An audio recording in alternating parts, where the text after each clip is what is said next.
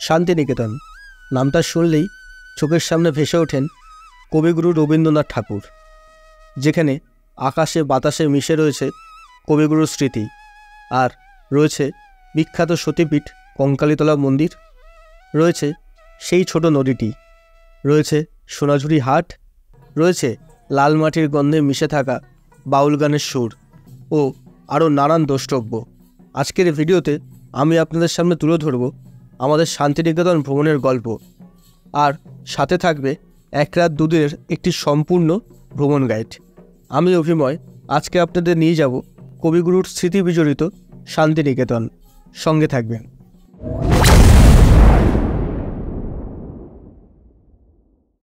কলকাতা থেকে ট্রেনে 136 কিলোমিটার দূরে রয়েছে বোলপুর স্টেশন। সেখান থেকে 3 কিলোমিটার গেলেই শান্তির স্বর্গ শান্তিনিকেতন। প্রথমেই বলি কীভাবে যাবেন শান্তিনিকেতন। শান্তিনিকেতন পৌঁছানোর সবচেয়ে ভালো মাধ্যম হলো ট্রেন।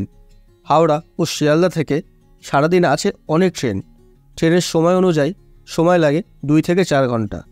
এখানে আরও একটা কথা বলে রাখি, শান্তিনিকেতনের বেশিরভাগ হোটেলের চেক ইন টাইম দুপুর 12টা ও চেক আউট টাইম সকাল 11:30।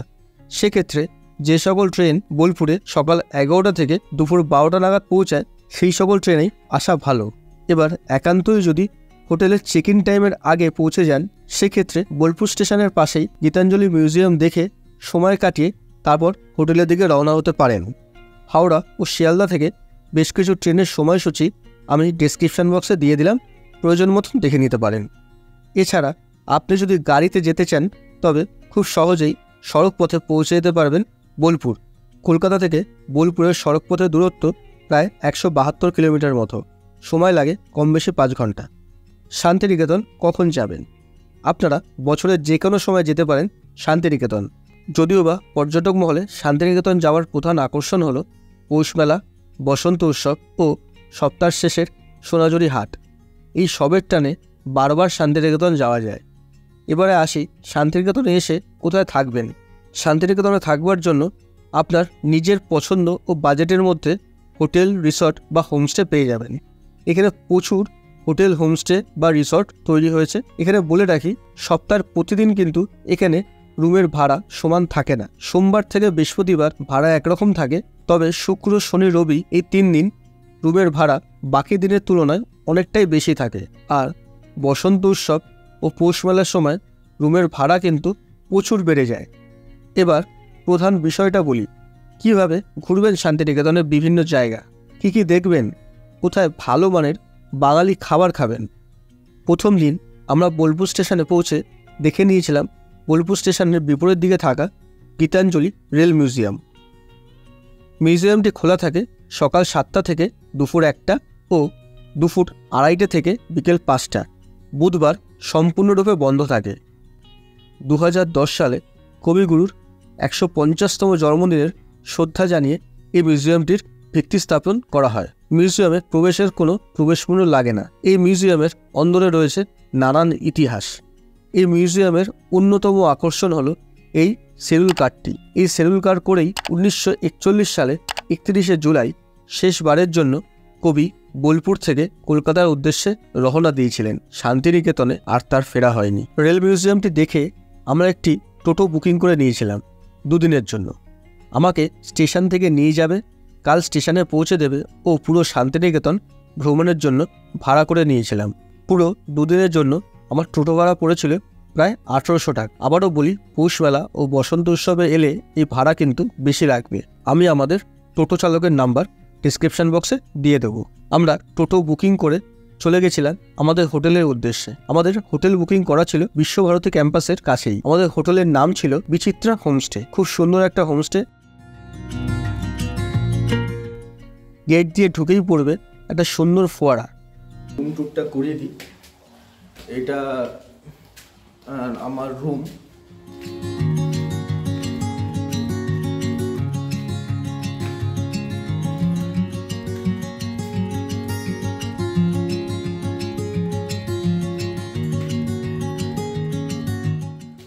এখানে টিভি রয়েছে, একটা কাবার্ড রয়েছে, একটা জিনিসপত্র রাখার জন্য আলমারি, অনেকটাই স্পেসিয়াস।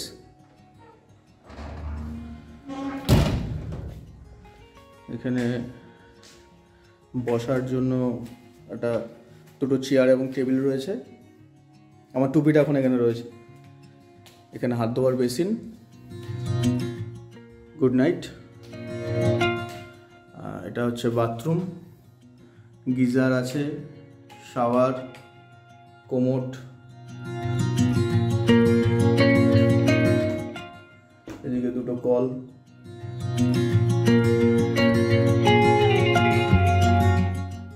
আয়না রয়েছে কিছু রাখার জন্য, এখানে টাওয়াল রয়েছে, কিছু হ্যাঙ্গিং করারও জায়গা রয়েছে। খুব ভালো স্পেশিয়াস রুম, খুব সুন্দর সাজানো গোছানো রুম, আবার দেখতে পারেন। এখন আমি শীতকালে, তাই এসির প্রয়োজন নেই। গরমের সময় আপনারা এসির ফেসিলিটিও এখানে পাবেন। আমার সবচেয়ে বেশি রুমের মধ্যে ভালো লেগেছে এই সাইডে ওয়ালটা। এখানে এত সুন্দরভাবে সেটা সাজানো। এটা এনাদের ডাইনিং স্পেস এবং সেটাও খুব সাজানো গোছানো ডাইনিং স্পেসটাও। এখানে আপনারা চাইলে কিছু কিনতেও পারবেন, হ্যান্ডমেড কিছু মেয়েদের শাড়ি বা প্লাজো এসব ধরনের সব কিছু পাওয়া যায়। ফ্রিজ রয়েছে, খুব সুন্দরভাবে সাজানো। এখানে একটা অ্যাকুরিয়াম রয়েছে।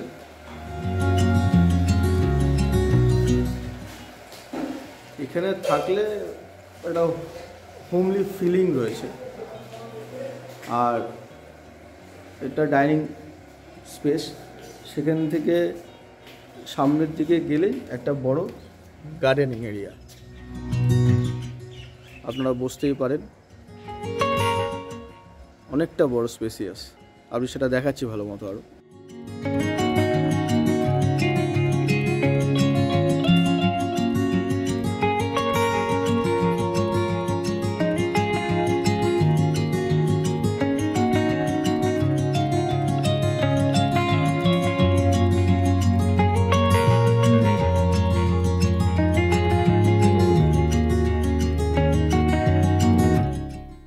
আর এই হোমস্টে যাদের তত্ত্বাবধানে থাকেন তারা হলেন এই যে।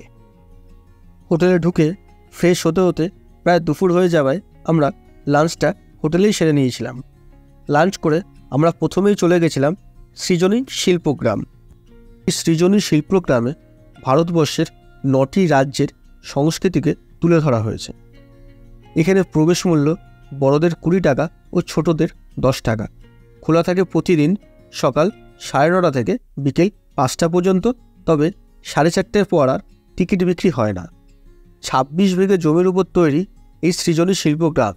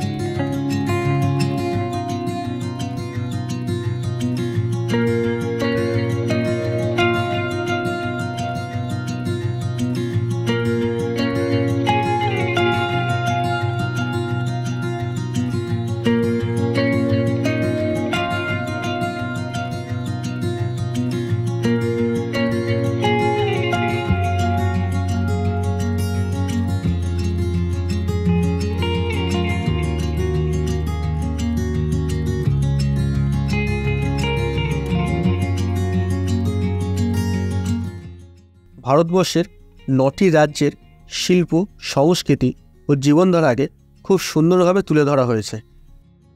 এই সৃজনী শিল্পগ্রামে এসেও আপনারা কেনাকাটি করতে পারবেন। এখানে বেশ কিছুক্ষণ সময় কাটিয়ে আমরা বেরিয়ে পড়লাম বিশ্বভারতী ক্যাম্পাসের উদ্দেশ্যে। কোভিডের পর থেকে বিশ্বভারতী ক্যাম্পাসের ভিতরে পর্যটকদের ঢোকা এখনও সম্পূর্ণরূপে বন্ধ।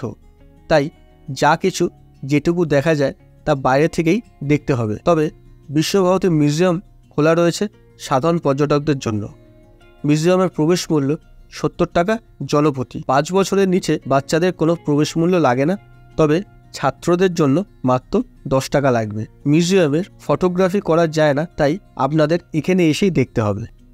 আমরা বিশ্বভারতী মিউজিয়াম দেখে প্রথমেই দেখে নিয়েছিলাম মিউজিয়ামের ঠিক বিপরীত দিকে অবস্থিত এই শান্তিনিকেতনের প্রাণকেন্দ্র ছাতিমতলা। বিশ্বভারতীর যে 4টি প্রধান অনুষ্ঠান 25শে বৈশাখ, রবীন্দ্র জয়ন্তী, রবীন্দ্রনাথের প্রয়াণ দিবস, 22শে শ্রাবণ, বসন্ত উৎসব ও পৌষ মেলা, এই অনুষ্ঠানগুলি শুরু হয় এই ছাতিমতলা থেকে প্রার্থনা করে। ছাতিমতলা দেখে আমরা এসে পৌঁছালাম শান্তিনিকেতন গৃহের সামনে। 1861 সালে রবীন্দ্রনাথ ঠাকুরের পিতা মহর্ষি দেবেন্দ্রনাথ ঠাকুর রায়পুরের জমিদারের কাছ থেকে 20 বিঘা জমি কিনে পরের বছর শান্তির নীড় গড়েন।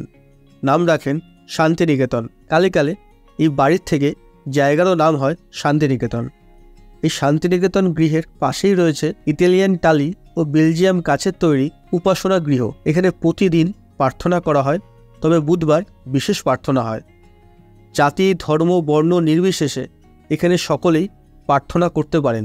নিয়ম শুধু একটাই, সাদা পোশাক পরে প্রবেশ করতে হবে, তবে এখন পর্যটকদের জন্য সম্পূর্ণরূপে বন্ধ। এর ঠিক পাশেই রয়েছে তালুধ্বজ, একটি তাল গাছকে কেন্দ্র করে একটি গোল খড়ের চালের বাড়ি। এই বাড়িটিকে কেন্দ্র করেই রয়েছে আমাদের সবার জানা একটি কবিতা, তাল গাছ এক পায়ে দাঁড়িয়ে সব গাছ ছাড়িয়ে। আমরা চলে গেলাম আজকের শেষ দ্রষ্টব্য দেখতে। এই হলো সেই বট গাছ যার ছবি আমরা দেখেছি সহজপাঠের বইতে। এটি 3 পাহাড় নামে পরিচিত। একসময় এখানে জলের কষ্ট নিবারণের জন্য রবীন্দ্রনাথ ঠাকুরের পিতা মহর্ষি দেবেন্দ্রনাথ ঠাকুর একটি পুকুর কেটেছিলেন। তার মাটি 3 ধাপে উঁচু পাহাড়ের মতো করে রাখা হয়েছিল, তার থেকেই এর নাম হয় 3 পাহাড়। সন্ধ্যা নেমে যাবার কারণে আমরা আনন্দ আশ্রমটি আর দেখতে পারিনি। এরপর আমরা চলে এসেছিলাম আমাদের হোটেলে। সম্পূর্ণ হলো আজকে আমাদের প্রথম দিনের ঘোরা। দেখা হচ্ছে কাল সকালে। সুপ্রভাত। পরের দিন সকালে হোটেলে ব্রেকফাস্ট করে আমরা বেরিয়ে পড়েছিলাম বিখ্যাত সতীপীঠ কঙ্কালীতলা মন্দিরের উদ্দেশ্যে। কঙ্কালীতলা হলো 51 সতীপীঠের শেষ সতীপীঠ। কথিত আছে এখানে মায়ের কোমরের অংশ পড়েছিল, আর সেই জায়গাতেই বর্তমানে আছে এই কুণ্ডটি। এখানে পুজো দিতে গেলে অনেক ভোরে আপনাদের আসতে হবে। শনি ও মঙ্গলবার প্রচুর ভিড় হয়। সকাল 6টা থেকে রাত 8টা পর্যন্ত মন্দির খোলা থাকে। মন্দিরটিকে কেন্দ্র করে এখানে মেলাও বসে। এখানেও আপনাদের চোখে পড়বে সাঁওতাল নৃত্য, বাউল গান।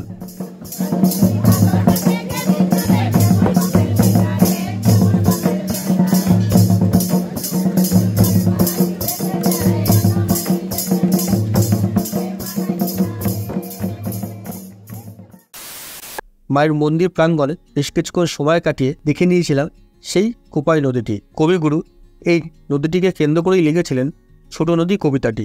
আমাদের ছোট নদী চলে আঁকে বাঁকে, বৈশাখ মাসে তার হাঁটু জল থাকে। মন্দিরের ঠিক পাশেই রয়েছে একটা সুন্দর সর্ষে ক্ষেত, দেখতে অপূর্ব লাগছিল। এরপর আমরা এখান থেকে রওনা দিয়েছিলাম সুরুল রাজবাড়ির উদ্দেশ্যে। এখন আমরা এসে উপস্থিত হয়েছি সুরুল রাজবাড়ির সামনে। প্রায় 300 বছর পুরনো এই রাজবাড়ি, এটিকে সরকার বাড়িও বলা হয়। তবে দুঃখের বিষয়, ভিতরে প্রবেশ করার অনুমতি মিলল না, কারণ এখানে কোনো বাংলা সিনেমার শুটিং চলছে। এই বাড়ির রয়েছে অনেক ইতিহাস। সুরুল রাজবাড়ির দুর্গাপুজো খুব প্রসিদ্ধ। এই রাজবাড়ির দুর্গাপুজোর যে কাঠামো, সেটি কিন্তু বিসর্জন হয় না। প্রতি বছর একই খড়ের কাঠামোতে পুজো হয়। বিসর্জনের পর কাঠামো তুলে এনে এখানে রেখে দেওয়া হয়। পরের বছর সেই কাঠামোতেই পুজো হয়। সুরুল রাজবাড়ির ঠিক পিছন দিকেই রয়েছে বিশাল দুর্গা মন্দির।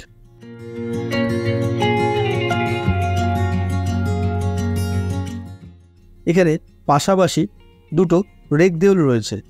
রেক কথার অর্থ হলো রেখা, আর দেউল কথার অর্থ হলো মন্দির। এগুলো দেখে নিয়ে আমরা বেরিয়ে পড়েছিলাম আমাদের পরবর্তী গন্তব্য আমার কুঠির সোসাইটির উদ্দেশ্যে। সুরুল রাজবাড়ি দেখে ঘড়ির কাঁটায় দেখলাম তখন সময় হয়েছে মধ্যাহ্নভোজের। আমরা লাঞ্চের জন্য গেছিলাম বনবেথির হেসেল ঘরে। এটিই হলো বনবেথির হেসেল ঘর। এখানে প্রাইস চার্ট আছে।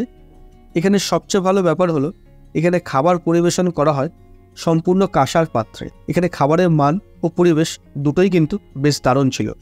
লাঞ্চ করে রাঙামাটির পথ ধরে আমরা চলে এলাম আমার কুটির সোসাইটি। এই আমার কুটির হলো একটি হস্তশিল্প মার্কেট। এখানে এসে আপনারা কেনাকাটিও করে নিতে পারেন। সুসেন মুখার্জি 1923 সালে গড়ে তোলেন এই কুটির। তিনি ছিলেন সক্রিয় স্বাধীনতা সংগ্রামী। শোনা যায় সেই সময় এখানে এসেছিলেন নেতাজি সুভাষচন্দ্র বোস। এখানে বেশ কিছুক্ষণ সময় কাটিয়ে আমরা চলে গেলাম 34 ফুটের বুদ্ধ মূর্তি দেখতে। গেট বন্ধ থাকায় ভিতরে প্রবেশ করতে পারলাম না, বাইরে দিয়েই দেখতে হলো। এটি গৌতম বুদ্ধের আধ্যাত্মিক বার্তাগুলো, অর্থাৎ গৌতম বুদ্ধের যে অষ্টমার্গ রয়েছে তার প্রতি শ্রদ্ধা জানিয়ে বানানো হয়েছে। এরপর আপনারা দেখে নিতে পারেন প্রকৃতি ভবন। প্রতিদিন সকাল 9টা থেকে বিকেল 5টা পর্যন্ত খোলা থাকে। প্রবেশ মূল্য জনপ্রতি 30 টাকা, ক্যামেরা থাকলে আরও 50 টাকা। প্রকৃতি ভবন দেখে আমরা ঠিক বিকেল 4টে নাগাদ পৌঁছেছিলাম শান্তিনিকেতনের অন্যতম আকর্ষণ সোনাঝুরি হাটে।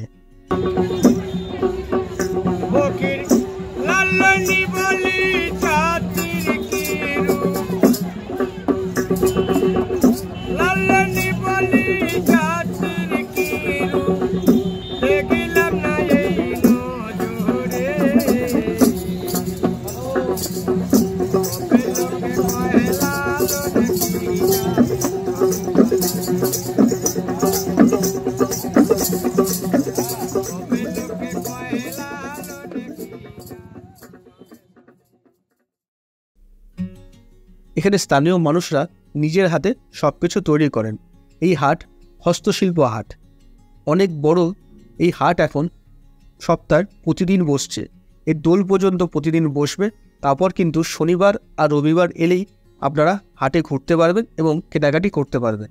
অনেক পর্যটক কিন্তু শুধুমাত্র এই সোনাঝুরি হাটের টানে বারবার আসেন এই শান্তিনিকেতনে।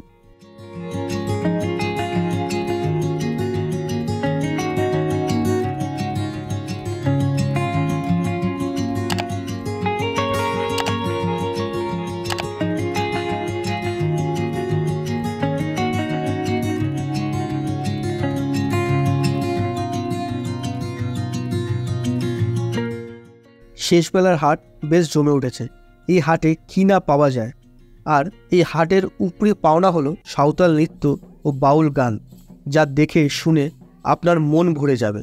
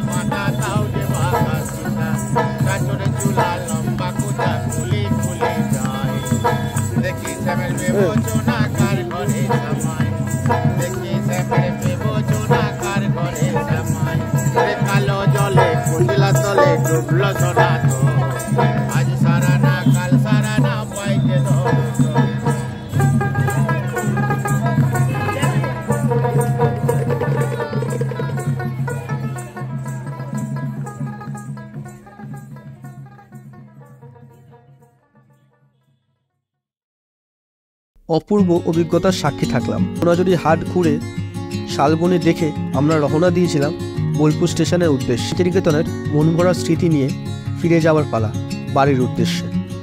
এক অপূর্ব, এক সুন্দর উইকেন্ড আমরা কাটালাম, যা মনে থাকবে অনন্তকাল। আবার কোনো দিন ফিরে আসবো এই কবিগুরুর দেশে। আজকের মতন বিদায়। আশা করি ভিডিওটা ভালো লেগেছে। তবে দেখা হচ্ছে আবার পরবর্তী কোনো ভিডিওতে নতুন কোনো বেড়ানোর জায়গা নিয়ে। ভিডিওটা ভালো লাগলে লাইক, শেয়ার, সাবস্ক্রাইব অতি অবশ্যই করবেন। চ্যানেলে নতুন হয়ে থাকলে সাবস্ক্রাইব না করে কোথাও যাবেন না। আপনাদের একটা লাইক, কমেন্ট বা সাবস্ক্রাইব আমাকে আমার পরবর্তী ভিডিওগুলো বানানোর জন্য উৎসাহ দেয়। আজকের মতন এটুকুই। ভালো থাকবেন, সুস্থ থাকবেন, দেখতে থাকবেন আমার ইউটিউব চ্যানেল প্রকৃতির পথে। ধন্যবাদ।